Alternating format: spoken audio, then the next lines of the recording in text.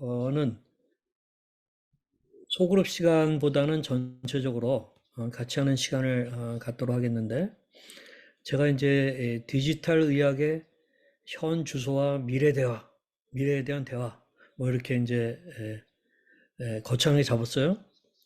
아, 그리고 이제 고려대 조철원 교수와 대화했더니 어느 분이 약간 속았는지 저는 그냥 조은의 마음 약국이라고 썼는데 조은의 마음 약국에 우리 출연한 내용 가운데 우리 고려대 조철원 교수님이 디지털 의학 해가지고 나눈 게 있어요. 그래서 그거 뭐 한 몇 분 정도 안 해요. 그거 잠깐만 제가 보여드리도록 하겠고, 그다음에 우리 장로님, 이종창 대표님, 백종원 전도사님, 또 이경원 박사님 등 이제 발표하는 시간도 갖겠고, 그다음에 서울대 권준수 교수님의 아주 좋은 영상이 유튜브에 또 있어요. 거기서 한 5분 정도 AI가 정신질환을 고치는 시대 해가지고 제가 여러분들에게 이제 보여드리도록 하겠는데, 그러면서 우리가 같이 한번 이 디지털 의학, 지금 뭐 우리 스마트폰 가지고 뭐 요즘 모든 게 다 일어나고 있잖아요. 그런 가운데 우리가 어떤 조울로로서 또는 우울로로서 또는 그 가족으로서 또 개인적으로만이 아니라 또 한 가족적인 차원에서 우리 같이 서로 회복을 돕고 하는 일에 이 SNS라든가 또는 이 디지털 툴들이 잘 사용된다면은 얼마나 좋겠습니까? 그래서 제가 우선 조철원 교수님의 그런 그 영상을 저희 좋은의 마음 약국에 좀 나왔던 건데 그걸 한번 보여드릴게요. 뭐 짧습니다. 짧게만 좀 볼 겁니다. 그래서 그걸 잠깐 한번 보시겠습니다. 폰을 쓰고 계시고 네. 얼리 어답터시겠어요. 예, 뭐, 최신 기술이나 제품에 관심이 많습니다. 네. 네. 네. 제가 그 교수님 인터뷰 위해서 기사를 좀 찾아봤는데, 지금 계신 고대 안암병원에서 기분 장애, 뭐 불안 장애, 외상 후 스트레스 장애, 수면 장애 등을 이제 전문 진료 분야로 진료하고 계시고, 또 디지털 표현형 기반 AI 예측, 메타버스 불안 치료 융합 연구, 그리고 디지털 치료기기, 핵심 기술 개발 등으로 이런 융합 기술 발전의 흐름을 좀 이끌어가고 계시더라고요. 그래서 작년 말에는 융합 연구의 선도적 모델 공로로 2022년 대한민국 과학기술대전에서 과학기술 정보통신부 장관 표창상을 수상하셨고, 아이고, 또 감사합니다. 저희에게는 좀 다소 생소한 AI 예측이나 아니면 메타버스를 이용한 치료, 디지털 치료기기 등에 대해서 이렇게 오늘 말씀을 해주실 텐데, 교수님은 어떻게 이 분야에 관심을 갖게 됐는지 네. 궁금하거든요. 저는 일단은 이제 임상 강사, 임상 교수 이렇게 할 때 이제 막 이제 군대 다녀와서 이제 네. 이제 근무를 하면서 나는 연구를 과연 하는 것이 맞을까? 할 수 있을까? 이런 고민들을 처음에 이제 많이 했었고요. 근데 이제 연구라는 게 결국은 이제 하게 되면 평생 업으로 삼아야 되는데 일단은 제가 의미를 가지고 또 흥미를 가지고 이런 주제가 있어야지 이게 좀 할 수 있겠다 이런 생각이 많이 들었어요. 근데 이제 보통 많이 하는 연구 주제들이 뭐 유전체 연구나 뭐 약물 연구나 뭐 아니면 뭐 뇌 이미징 연구나 뭐 이런 것들을 많이 했었던 당시인데 이제 개인적으로는 이걸 계속 할 자신이 별로 없었습니다. 이제 그런 와중에 이제 그 시기에 막 이 디지털이 이제 뭐 디지털 헬스 뭐 이런 개념들이 막 태동을 하던 시기였어요. 그래서 그렇죠. 뭐 여기 이제 등장하는 디지털 표현형, 뭐 디지털 치료기기 이런 개념들이 거의 한 2015년 요때쯤에 거의 다 등장을 했던 상황이었는데 저는 이제 다분히 어떤 개발하는 사람의 입장이 아니라 저도 이걸 이제 사용하는 사람의 입장에서 이게 이제 의료진 또는 이제 환자분의 입장에서 이게 굉장히 도움이 될 수도 있겠다. 이런 생각들을 이제 하기 시작을 했고, 특히나 이제 우리 정신의학이라는 것이 굉장히 이제 보여지는 현상, 보여지는 양상을 기준으로 뭐 진단도 내리고, 또 그것을 기준으로 판단해서 뭐 치료적인 계획도 세웁니다.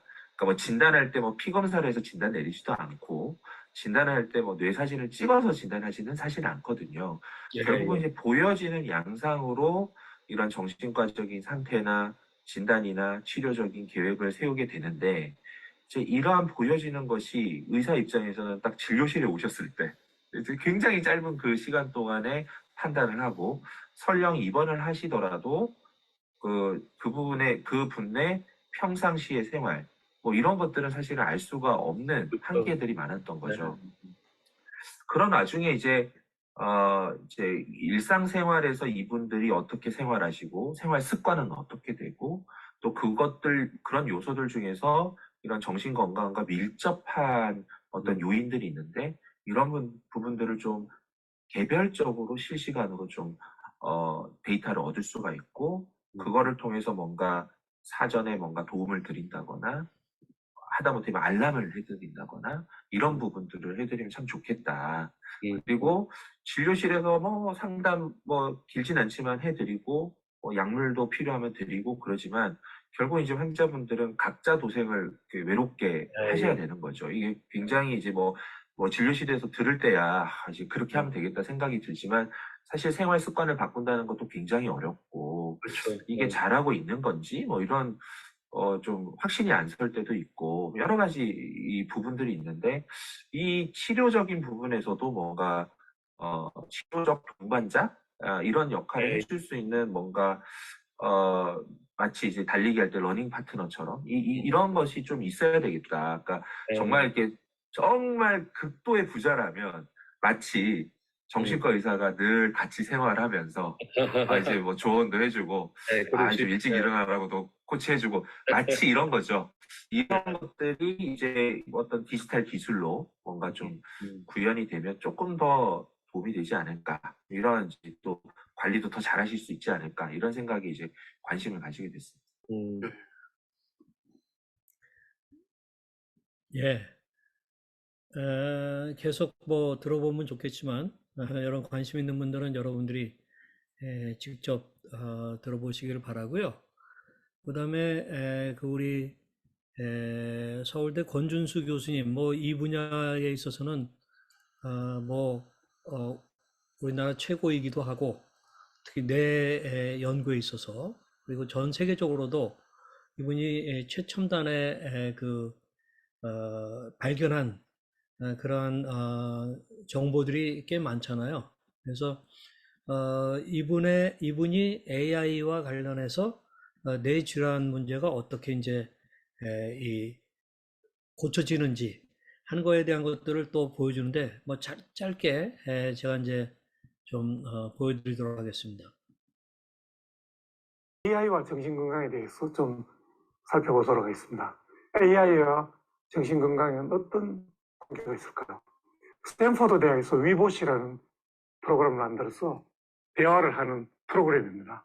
그래서 대화를 해서 그 사람의 어떤 문제, 정신건강에 대해서 평가를 하고 그 사람에 대한 어떤 처방을 내줍니다. 어떤 앱이죠. 휴대폰의 앱인데 어떻게 보면은 뭐 AI로서는 상당히 뭐 아주 기초적인 그런 앱이죠. 이런 게 이제 나와 있고요. 또 이제 양로원에 가면 로봇이 있죠. 이 로봇이 이제 대화를 합니다. 이분이 뭐 좀 우울하고 이러면 내가 우울한데 뭐 어떻다 그러면 이 로봇이 대화를 합니다. 왜 우울합니까? 이러면서 대화를 해주면 뭐 우울 증상에 대해서 이제 좀 도와주기도 하고 이런 이제 로봇이 거의 인간과 비슷하죠. 앞으로 이제 이게 가능해질 수도 있겠고요.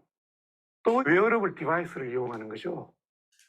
그래서 지금 나와 있는 신체적인 상태가 어떤 건가, 우리의 스트레스 상황이 어떤가, 뭐 이런 거를 다 측정을 해서 스마트워치, 스마트 밴드 이런 걸 이용해서 우리의 정신 건강 상태가 어떤가를 파악을 하고 거기에 대해서 관리를 해주는, 지금 이제 그런 것들이 발달이 되고 발전되고 있죠. 또 언어를 분석하는 게 굉장히 중요하죠. 언어 보면 그 사람이 어떤 상태에 있다 이런 걸 이제 판단할 수도 있죠. 왜냐하면 우리가 기분이 좋을 때는 톤이 올라갑니다. 또 말이 빨라지죠. 기분이 우울하면 힘도 없고 말도 천천히 하고 뭐 그렇죠. 그 다음에 이제 정신병이 걸린 사람들은 말을 하는데도 조리가 없죠. 평소에 잘 안 쓰는 그런 단어를 쓰기도 하고, 위에 빨간 쪽은 조현병 환자입니다. 조현병 환자의 언어를 분석했더니 뭐 이런 그거 AI로 분석을 했더니 언어 패턴이 이건 정상인입니다. 완전히 이렇게 분리가 되죠. 그래서 언어를 분석을 해서 그 사람의 정신적인 상태, 사고, 감정을 파악을 해서 우리가 그 사람을 도와주는 이런 것도 AI로 개발을 하고 있죠. 또 하나 이제 유명한 것이 일론 머스크의 뉴럴 링크라는 회사를 만들어서 이제 그 뉴럴 칩을 만든 거죠. 여기에 대해서 굉장히 지금 투자를 많이 하고 있습니다. 뉴럴 칩을 돼지의 뇌에 심었습니다. 보시면 돼지의 뇌에 심어가지고 이 칩을 했더니 그게 뇌의 어떤 활성이 다 기록이 되는 겁니다. 컴퓨터에. 기록이 되고요. 또 컴퓨터에서 어떤 그 작업을 하면은 그 칩을 통해서 돼지의 뇌에 명령을 내리게 되죠. 정보를 전달하게 되죠. 이런 시대가 옵니다. 브레인칩이죠. 브레인칩, 이게 동전 크기 정도입니다. 아주 적은 그걸 심을 수 있는 이런 시대가 이제 조만간 오겠죠. 옥스퍼드 VR이라는 데서는 VR을 가지고 정신 증상을 치료합니다. 특히 이거는 공포증에 많은 도움을 줍니다. 고소공포증이라든지 폐쇄공포증이라든지 이런 경우에는 이 VR에 공포증을 일으키는 그런 환경을 미리 이제 프로그래밍을 해놓습니다. 그러면은 공포를 느끼죠. 그렇지만 그 공포를 이겨낼 수 있는 힘을 기르기 위해서 이제 이걸 끼고 이렇게 훈련합니다. 이건 굉장히 지금도 이제 사용을 하고 있죠. 디지털 드럭이라는 게 있습니다. 디지털 약물. 이 디지털 약물이라는 것은 IT와 제약산업, BT, 그리고 모바일, 이게 합쳐져서 디지털 치료라는 게 나타난 분야입니다. 디지털 이 프로그램을 통해 가지고 예를 들면 복약 지도를 하기도 하고요. 많은 사람들이 약을 먹다가 이 약의 수능도가 떨어지죠. 먹다 보면 뭐 괜찮아졌어, 뭐 약을 안 먹을 수도 있고, 뭐 잊어버리기도 하고 바빠서. 근데 이거를 복약 지도를 합니다. 약을 먹을 때가 되면 다 그걸 알려주고, 뭐 이런 프로그램이 있고요. 또는 뭐 여러 가지 일상생활에서의 자료를 얻어가지고 프로그램에서 평가를 해서 이 사람을 도와줍니다. 당신이 스트레스를 좀 많이 받고 있으니까 어떤 활동을 하라든지. 뭐 이런 그냥 일상생활에서 나오는 소위 말하는 생물학적인 신호를 다 얻어가지고 그 빅데이터를 처리를 해서 그 사람의 상태를 평가를 하고 그에 대한 조언을 주는 거죠. 앱을 이용해서 인지행동 치료라든지 뭐 여러 가지 그런 걸 함으로써 약의 부작용에서 벗어나게 하는 뭐 이런 쪽이 지금 나와 있고요. 최근에 미국에서 FDA에서 공인을 했죠. 리셋이라는 약물 중독을 치료하는 프로그램이죠. 이거는 이제 처방전이 있어야 이 프로그램을 치료를 합니다. 소위 말하는 전문 치료 약물과 똑같은 거죠. 그래서 중독인 사람은 의사가 보고 이 사람은 프로그램을 쓰면 좋겠구나 해서 처방을 합니다. 그리고 처방에 따라서 리셋이라는 프로그램을 사용을 합니다. 그래서 이제 중독 치료를 하는 거죠. 지금 우리나라도 이제 이게 지금 디지털 치료에 많은 관심을 가지고 지금 이제 KFT에서 많은 이제 지금 가이드라인도 내놓고 하고 있죠. 또 예, 뭐 더 보면 좋겠지만 제가 그 관계되는 그 영상 유튜브에서 볼 수 있는 거는 URL을 우리 단톡방에다 올릴게요. 그래서 관심 있게 보시면은 저는 이런 그 첨단의 어떤 그 뇌에 대한 연구나 또는 IT 과학적인 연구라든가 또는 약물에 대한 거라든가 이런 것들을 하나님께서 주신 그러한 선물이라고 저는 봐요. 그렇기 때문에 우리가 옛날에는 불치의 병처럼 여겨졌던 것들이 지금은 치료가 가능하고 앞으로는 더 그럴 것이다. 그리고 관리나 회복에 굉장히 도움이 될 거라고 보거든요. 그래서 우리가 이미 우리들 가운데 이런 툴들을 쓰고 계신 분들이 좀 계세요. 그래서 제가 이제 그분들하고 같이 좀 나누는 시간을 갖도록 하겠는데, 우선 우리 백주훈 전도사님이 아주 탁월합니다. 제가 몇 년 동안 이렇게 지켜보면은 그 형이 개발한 그 앱을 가지고 기분 변화라든가 등등 이런 것들을 잘 도와줘서 뭐 놀라운 변화를 목도하고 있거든요. 그래서 우리 백종원 전도사님이 한번 자신이 경험한 것들을 가지고 이 시간에 좀 나누도록 하겠습니다. 백전도사님 먼저 발표해 주시기 바랍니다.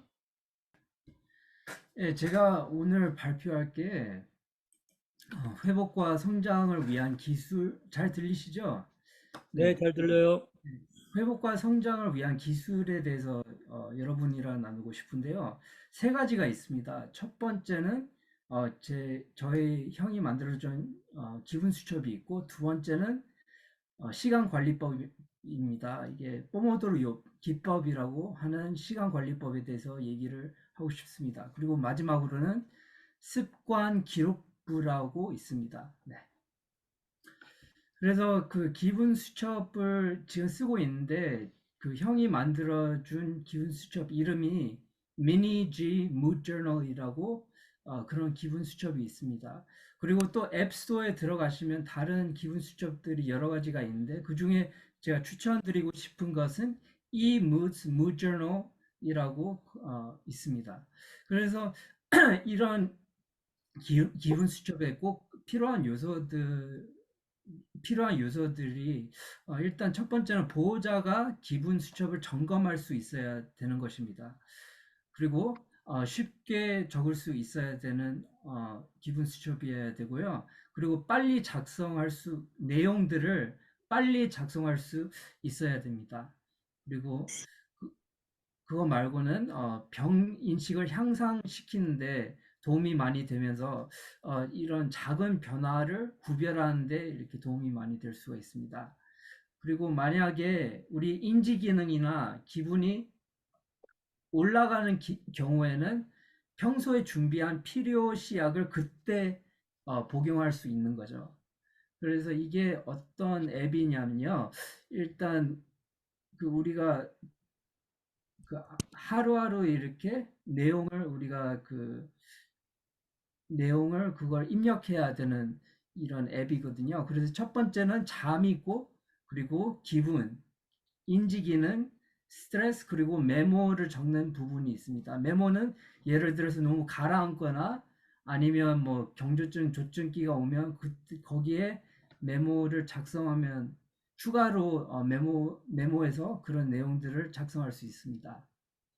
네, 그래서 여기에는 기록한 내용들이 나와 있는데 뭐 내용들이 꽤 많죠. 이때 당시에는요, 제가 조증이었을 때 제가 기록한 내용들인데 보시다시피 뭐 잠도 뭐 6시간 잘 때도 있고 뭐 7시간 반 그 정도 적게 자는 경향이 있었던 것 같아요. 그래서 이때 당시에는 어떤 필요시약을 복용했냐면요. 이때 당시에는 수면제도 복용하고 뭐 그 벤조다이아ze핀이라는 안정제도 복용하고 그리고 그타이핀이라는 망상을 막는 약들을 많이 복용하면서 이 조증 시기를 잘 넘어갔습니다. 네. 그래서 여기 보시다시피 그때 당시의 평균적인 잠이 한 7.45였거든요. 그게 좀 작은 편이잖아요. 그래서 이때는 좀 조증기가 있었기 때문에 잠이 그 정도의 숫자가 나왔습니다. 그리고 평균적인 무드가 있는데 기분인데 좀 떠 있다는 것을 볼 수가 있습니다. 숫자를 통해서. 네, 이게 첫 번째 제가 여러분이랑 공유하고 싶었던 기술이고요. 두 번째는 포모도로 기법이라는 것입니다. 이게 시간 관리 기법인데요. 프란체스코 치롤로라는 이태리에서 온 시간 관리법 전문가가 만든 창조한 그런 시간 관리 기법입니다. 이게 포모도로라는 게 어떤 뜻이냐면요. 이태리어로 토마토라는 뜻입니다. 그래서 사실 이분이 토마토처럼 생긴 타이머를 갖고 시간 관리법을 만든 것입니다. 그래서 어떻게 사용하는지 뭐 궁금하시다면요. 이게 일단 그 타이머 갖고 25분을 설정해 놓는 것입니다. 네. 그래서 25분 설정하고 타이머를 시작을 하면 한 가지 활동에 집중하는 것입니다. 그러고 나서는 5분을 딱 또 타이머를 세팅해 놓고 5분 휴식을 갖는 것입니다. 그러고 난 뒤에는 뭐 같은 활동 또는 다른 활동을 25분 동안 타이머를 세팅해 놓고선 집중을 하는 것입니다. 그리고 난 뒤에는 뭐 아까 얘기했던 5분 휴식을 갖는 것입니다. 그래서 이 사이클, 한 사이클이 25분을 집중하고 5분 휴식하는 게 한 사이클이거든요. 이게 4번 반복하고 나면 그때는 조금 더 긴 15분간의 휴식을 갖는 것입니다. 굉장히 심플하죠? 네.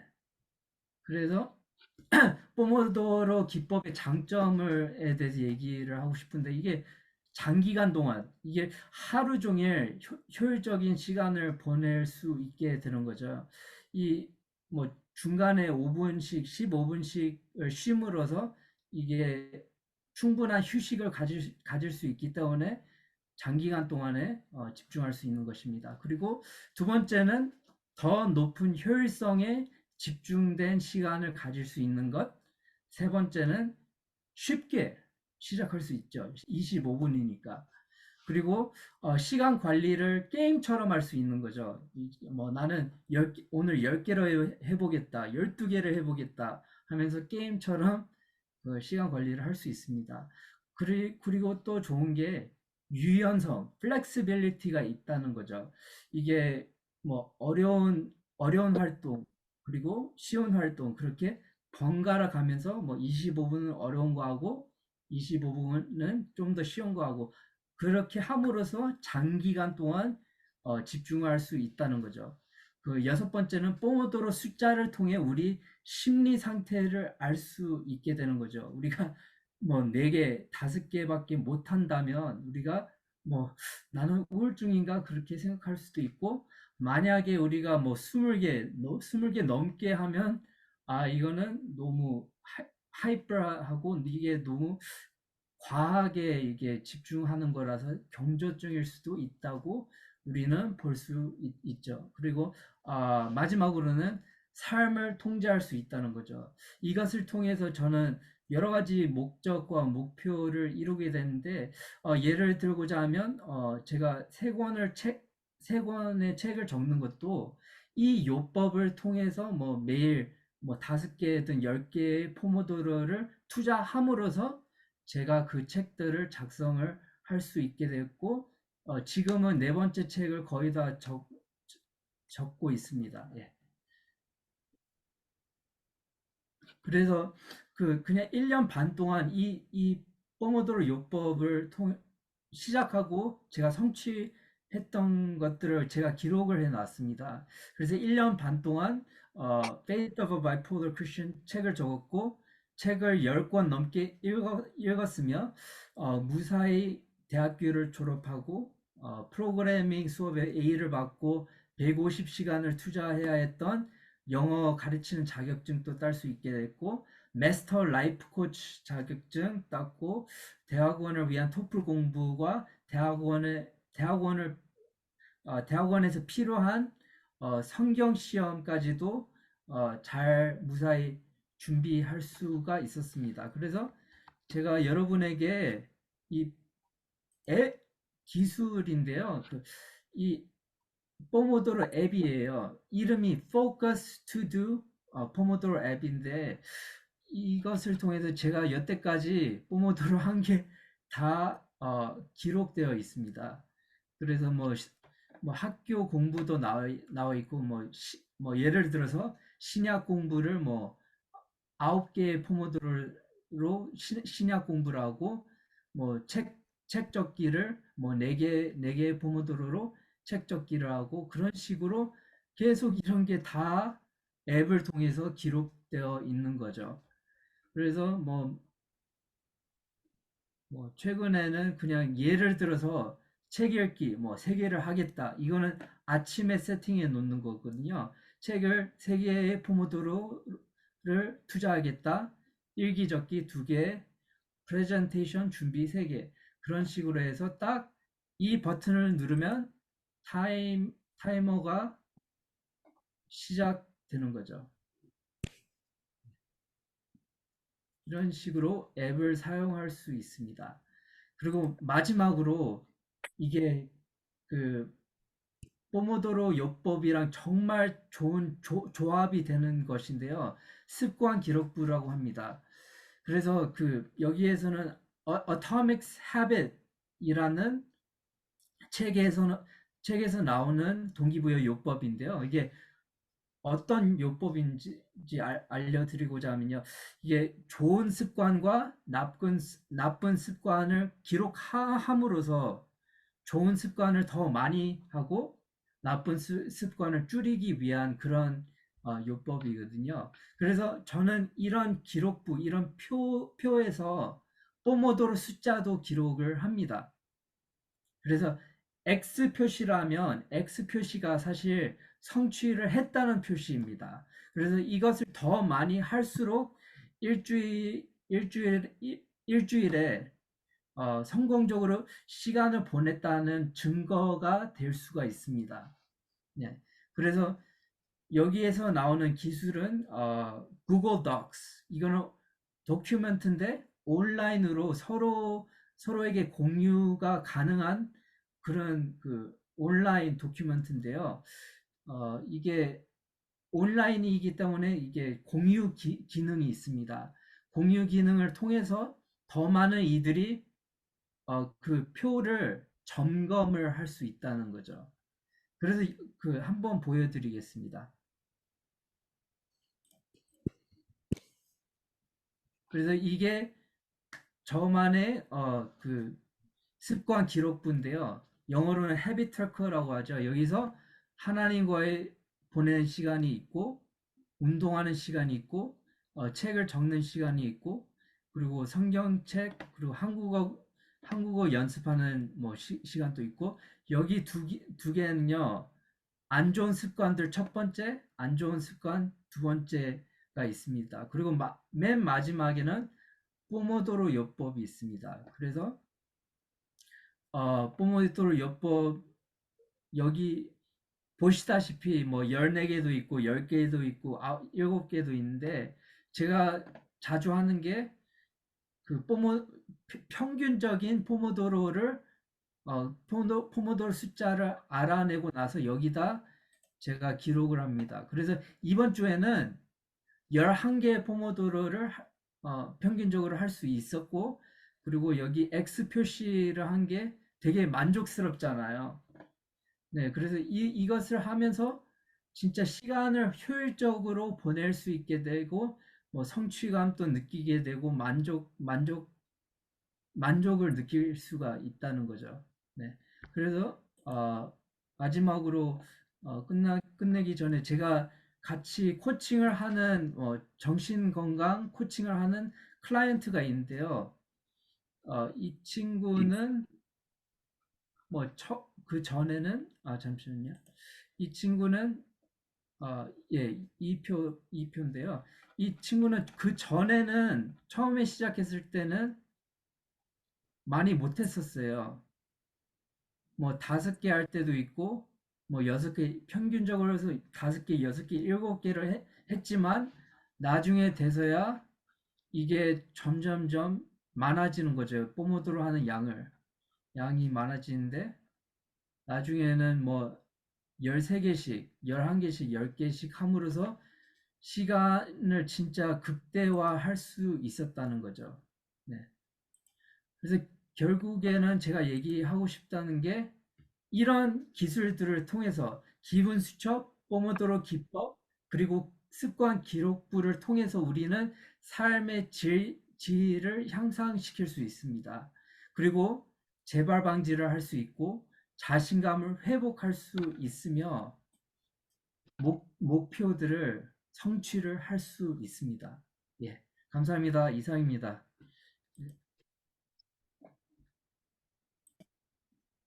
네, 감사합니다.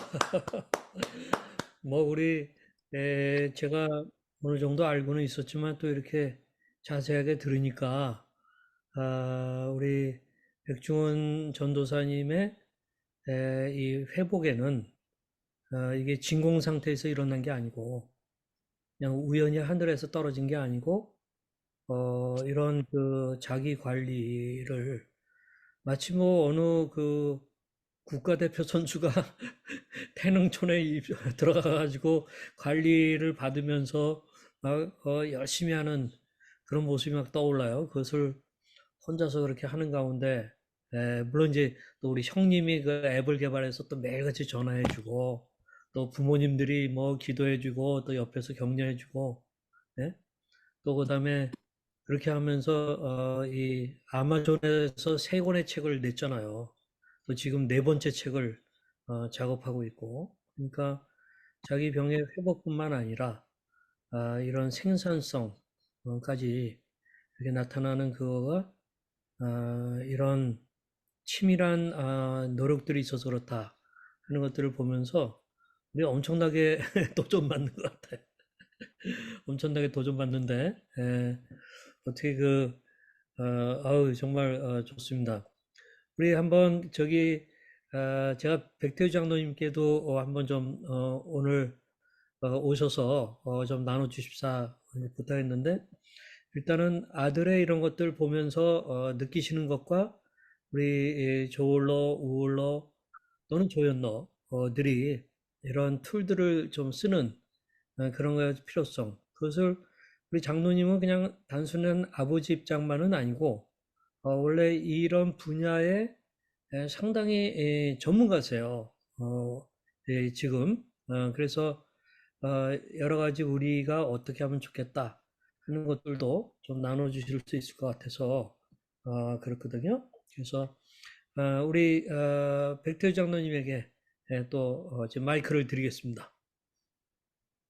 네, 조금 전에 뭐 우리 백중전 도사 발표하는 거 보니까 제가 몰랐던 것도 많이 하는 것 같아요. 뭐 옆에서 이제 잠시 하는 걸 보긴 봤지만은 이렇게 체계적으로 하는 것은 잘 몰랐어요. 몰랐는데 그 중에서 이제 첫 번째 이야기했던 그게 사실은 어떤 계기가 됐던 것 같아요. 제가 보면은 우리 큰아들 이제 지훈이가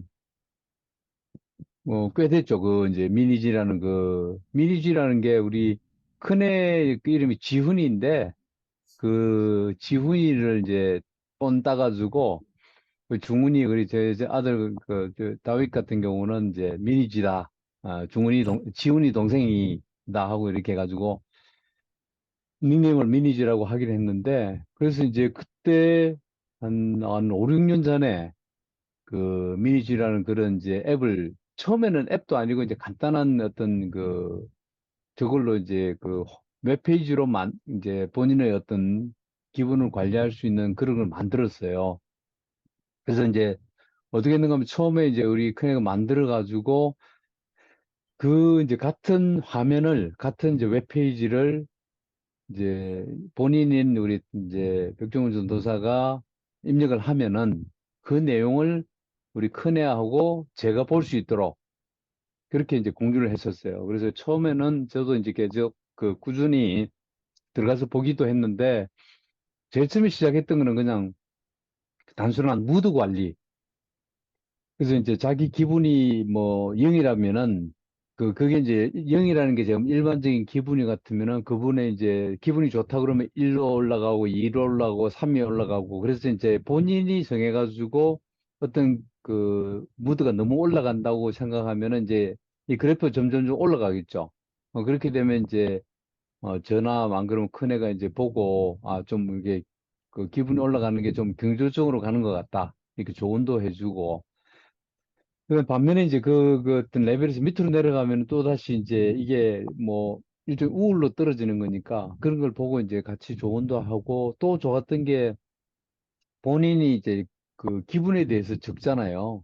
그런데 이제 적는 내용을 보면은 그 내용 자체가 점점 좀 이 우울증으로 떨어진다든지 그러면 그런 내용이 느껴져요. 이 글을 읽어보면은. 그리고 조증으로 갈 때도 보면은 뭐 능력이 이제 경주증으로 가게 되면 자기 능력이 점점 이렇게 좋아지기 때문에 또 하려고 하는 것도 많아지고 이렇게 했는데 지금 보니까 조금 전에 이제 백종원 전도사 보여준 그 앱 정도면은 상당히 많이 발전된 앱이에요. 그래서 이제 항목도 여러 개 지금 들어가 있고, 그 정도면 참 좋을 것 같고, 저 나름대로는 이제, 저도 이제 이런 기기를 좀 써봤는데, 요즘 뭐 애플 워치가 잘 되어 있어요. 애플 워치가 애플 휴대폰하고 워치하고 이제 연결돼가지고 이런 관리를 잘 할 수 있는데, 저는 이제 옛날에 써봤던 게 그 샤오미 밴드를 썼어요. 그 샤오미 밴드가 좋았던 게 뭔가 하면은 그 충전을 이제 자주 안 해줘도 돼요. 그러니까 이 휴대폰, 그러니까 삼성워치나 애플워치 같은 건 이틀에 한 번 정도, 아니 하루에 한 번 정도 충전을 해줘야 되기 때문에 밤에 수면 기록을 해봐야 되는데 수면 기록을 할 수가 없더라고요. 그래서 일부러 이제 그 애플 대신에 그냥 샤오미 밴드를 써가지고 해봤는데 이것은 한 열흘에 한 번, 심지어는 뭐 한 20일에 한 번 정도 충전만 해도 충분히 제가 제일 궁금했던 게 이제 잠이거든요.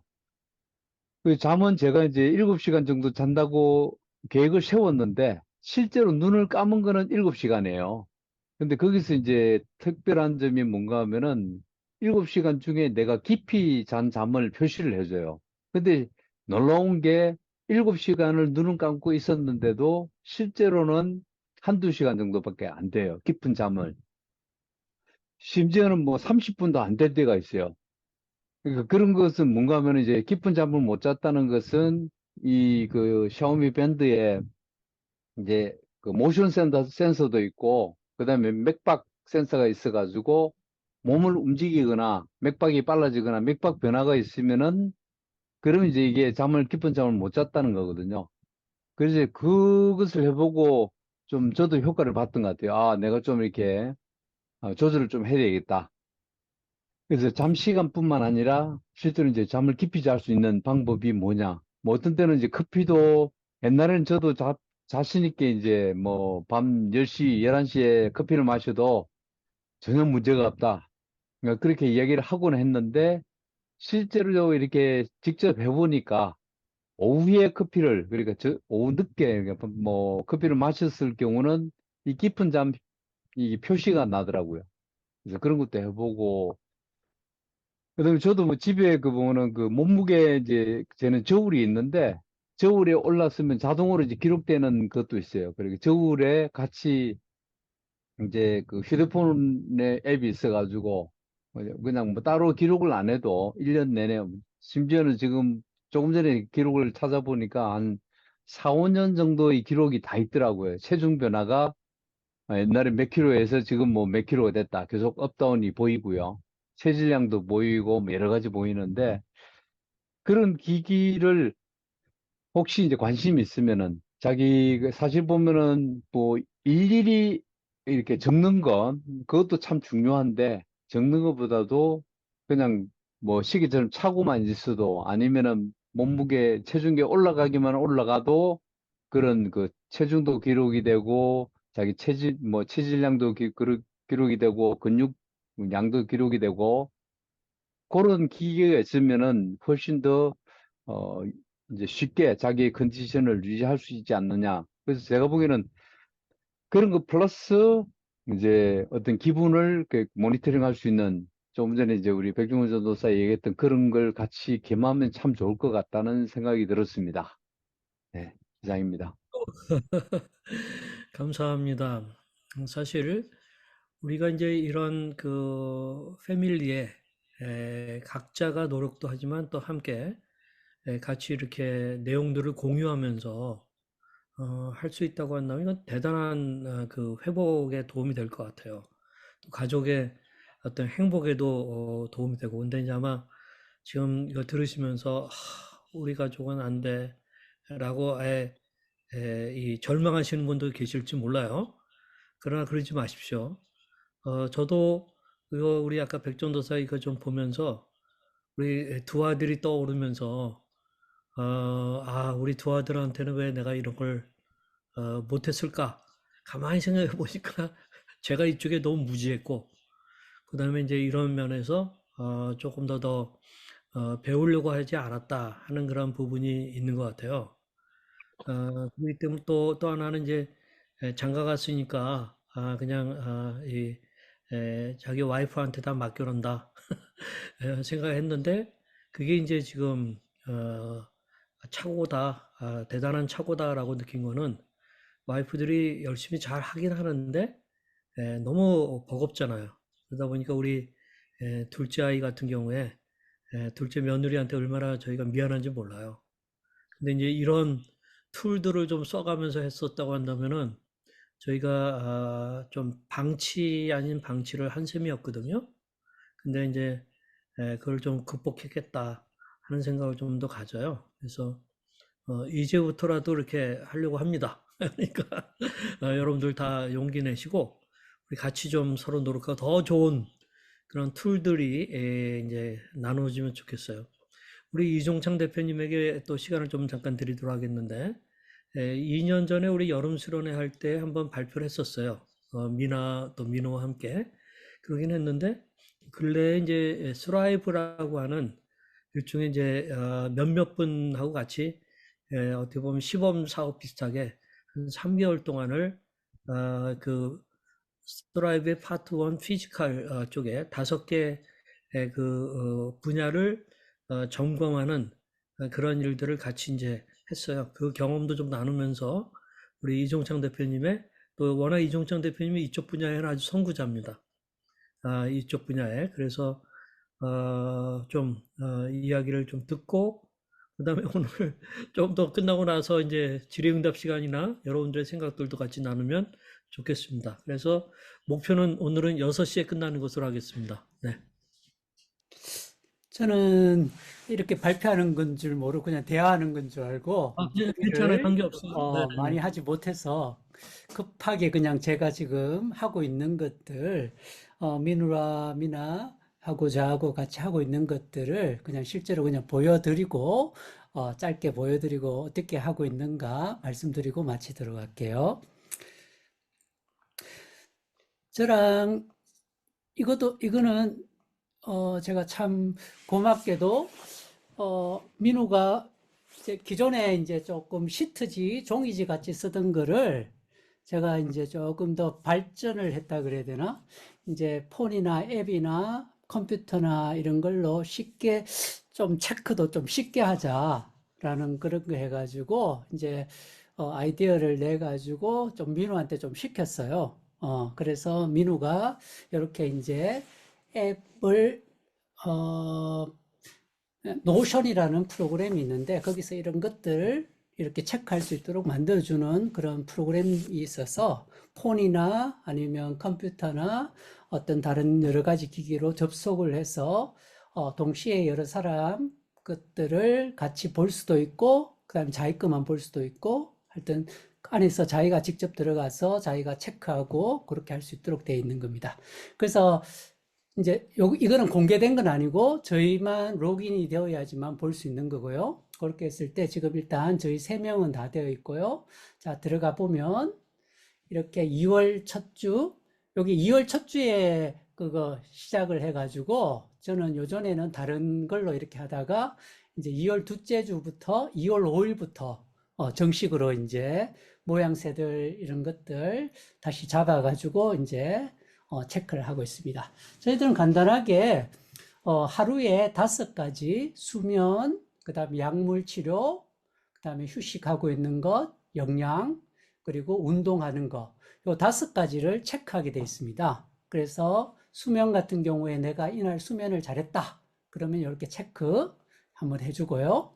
그 다음에 약물 치료 같은 경우, 제 같은 경우에는 제가 당뇨가 있기 때문에 당뇨약을 잘 먹는지 안 먹는지 체크하게 하고, 그 다음에 약을 안 먹는 사람은 건강보조식품이라든가 뭔가 건강에 관련된 어떤 그런 것들 먹게 되면 반드시 체크하도록 그렇게 되어 있습니다. 그리고 이제 3번째 휴식은 제 삶을 위해 가지고 그냥 이렇게 그냥 훅 자고 그런 거는 큰 의미가 없고요. 정말 정신 건강이나 아니면 제 당뇨나 아니면 제 건강을 위해서, 그리고 일상생활을 위해서 진짜 그런 휴식을 했을 때 충분한 내가 휴식을 했구나 했을 때 체크를 하는 거고요. 영양 부분은 그냥 밥 먹는 것도 기본적으로 우리 하루 세 끼를 정해진 시간에 먹는 거 여기만 해도 이제 해줘도 될 것 같아요. 근데 이제 저는 조금 그것도 있지만 조금 건강식 먹었을 때 좀 체크하는 걸로 그런 식으로 하고 있고요. 마지막으로는 여기 하루에 운동을 최소 30분 이상. 제 같은 경우는 산책은 이제는 하지 않고요. 그냥 진짜 등산이나 아니면 헬스 해서 최소 30분 이상을 했을 때 체크를 해주도록 되어 있습니다. 그래서 요걸 이렇게 하게 되면 이 프로그램이 좋은 게 뭔가 하면 횟수라든가 이런 것들이 나와요.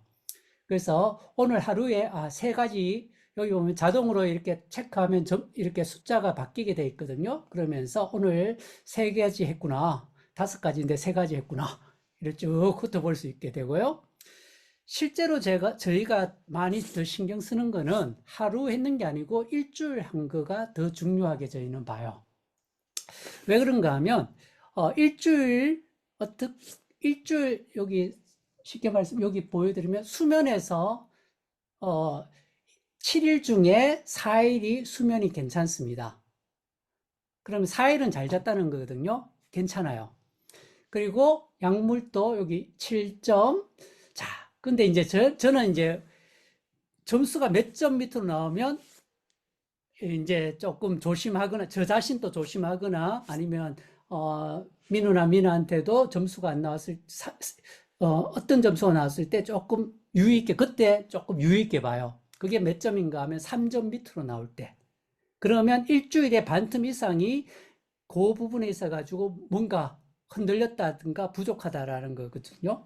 제 같은 경우에는 뭐 영양이라든가 다 4점 이상 되기 때문에 괜찮은데, 이 주는 휴식이 잘 안 된 것 같아요. 지금 제가 이제 뭐 여행이나 이런 거 준비하기 때문에 이렇게 편안하게 이거 쉬고 있는 그게 안 되더라고요. 그래서 딱 보면 이게 좀 표시가 나는데, 자, 요거는 제 그거예요. 한번 미나가 했는 거를 미나의 동의 없이 한 번만 살짝 보여드리고 저는 마치도록 하겠습니다. 자, 미나 거. 제가 왜 미나 거를 보여드린가 하면요. 미나 거를 보면 이게 조금 훨씬 더 빨리 알 수가 있게 됩니다. 자, 미나 거 제가 뭘 본다 그랬는가 하면요. 그날 하루는 그렇게 중요하지 않아요. 근데 일주일에 뭘 했는지 안 했는지 보는 걸 중요하게 봐요. 자, 2월 첫째 주에 보면 수면이 다 불량해요. 빵이 나와요. 네, 저는 왜 그런지 알아요. 이때 우울기가 제일 올라왔을 때예요. 그래서 조금 많이 힘들어 하더라고요. 그렇지만 이제 약물 같은 경우에 약은 계속 잘 먹었고요. 그러니까 수면이 불균형하니까 휴식, 그 다음에 식사 시간, 운동 다 깨져버려요. 이게 저번 첫 주에 요 결과고요. 그 다음에 이제 그래서 요거는 이제 괜찮은 게 계속 우리 얘기하고 했기 때문에 상관이 없어요. 자, 그 다음에 이제 이번 주는 이제 조금 많이 달라져요. 조금 수면이 조금 힘들었지만 아마 이쪽 부분에서는 조금 좋아졌을 거예요. 아직 이제 오늘 저도 이렇게 발표하는지 모르고 그래서 민아한테 허락도 안 받고 지금 보여드리는 건데 보통은 이제 일주일 전 되면 이걸 다 채워요.